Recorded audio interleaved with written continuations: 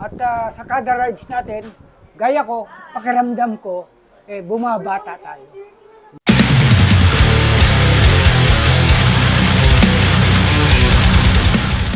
Ano pong lokal nyo pala? Ayan, Dadani? ako ay sa lokal ng De Castro, Pasig, Castro. Metro Manila East. Tatay Danny, ilang taon na po kayo? Ah, ako po ay 75 years old na. 75 years old Yes. na nagmumotor pa rin. Ayun, Ano medyo po yung gamit yung bike? nagra-ride pa rin. Nag-ride pa rin. Bakit? Bakit nag-ride pa rin? Yan ang kasiyahan natin at diyan na halos tayo tumanda.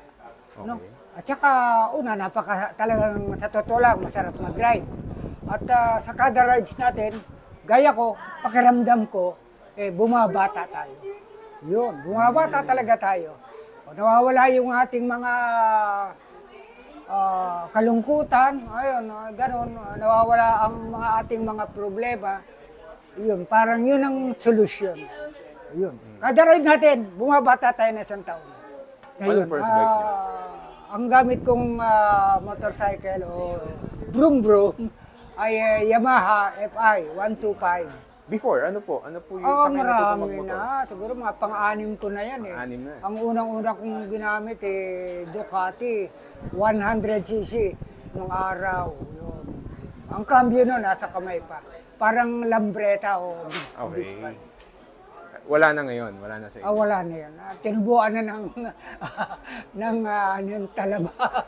Ngayon po, ano pong pinagkakaabala nyo? Kayo ba ay may business or meron ba kayong... Ngayon po dati, nung nabubuhay pa yung aking asawa, medyo nagtayo kami ng small business, garment. Ngayon wala na siya, wala na mag-asikaso. Ayun, ito na lang, May libang-libang anak po na lang. Mga anak ko na lang ang sumusuporta. Ilan po ang anak nyo? May apat, tatlong babae at isang lalaki. Mga nagtatrabaho na po. May mga trabaho na sila na maayos naman at may mga kanya-kanya ng mga pamilya. Araw-araw po, ano po yung ginagawa nyong pagmumotor? Maingat po ba kayo or ano bang style ng pagmumotor Yun, nyo? sa pagmumotor, sa pagra-ride natin, alam mo, talagang kailangan natin ang pag-iingat. Kasi dalawa lang ang gulong ng ating sasakyan at isang bato, asong tumatawid sa lansangan na ating magulungan, magsasaniyan ng malaking pinsala o aksidente sa atin. Kaya talagang kailangan natin ang pag-iingat. Pero meron na po kayong na-experience na hindi maganda habang nagmumotor. So pasawa ng Diyos wala pa naman. Yung minsan na, out of balance ako, yung nakatigil na ba? Yung nakatigil na, pag ano ko na motor, medyo hindi ko na makontrol yung bigat. Bibitawag ko yung motor. Ayun, yun lang. Tatay Danny, ano naman ang message mo sa mga henerasyon ngayon na nagmumotor? Yung mga kabataan na, Correct. ayun, yung mga millennial na, paano, ayun, gaya nga na nasabi ko. Minsan, ang mga kabataan natin ngayon, lalo't yung bago-bagong nagmumotor, na kulang pa sa experience sa pagmumotor, siya nating nakikita sa lansangan na kaskasero. Yung parang masyadong excited sila, di ba? O yun, kaya kailangan mag-ingat tayo. Mag-ingat. Ayan at nasabi ko, dalawa lang ang gulong ng ating sasakyan. Pag hindi tayo mag-ingat, nasa sa atin yan. Dalawa lang ang patutungan natin, ospital o alam niyo na siguro yan. Kung ikukumpara po natin, Tatay Danny, ang mga pagmumotor dati sa ngayon, araw. ano po ang comparison nyo? Ano ba yung pagmumotor dati, pagmumotor ngayon?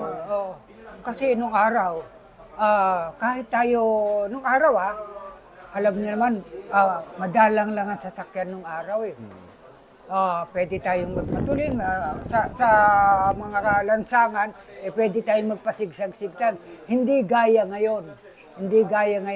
Nakikita natin sa mga kabataan ngayon na yung mga nagmumotor, sisingit sa dalawang sasakyang matutulin. Delikado po yan. Napakadelikado po yan. Lalo't kung ang sisingitan yung sasakyan, malalaki. Yung mga truck na hindi kayo napapansin. Diyan maraming naaaksidente. Kaya kailangan, sabi ko nga, ang pag-iingat. At yung tama at sumunod tayo sa batas trapiko. Yun. Until now, nagmo-motor pa rin Ayun, si Tatay Danny. nagsimula ako ng pagmumotor way back 1964. Yan. Wala pang lisensya, no? Hindi pa uso lisensya. Wala pang helmet. Wala pang helmet. Ito, panghuli, Tatay Danny. Bakit violet? Bakit purple? Yun.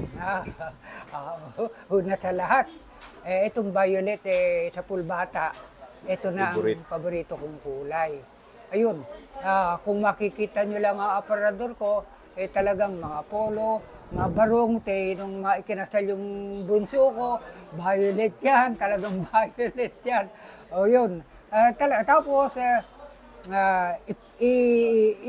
inano ko na, isinunod ko na sa akma doon sa aking motor na nilagyan ko ng borloloy na violet. Ayun, doon tayo nakilala sa edad, 75 years old, sa outfit ko na purple, violet, at yung aking motorcycle. Salamat po, Tatay Danny. Oo. Ingat po lagi. Oo, maraming salamat Maraming sa iyo. salamat. Maraming salamat.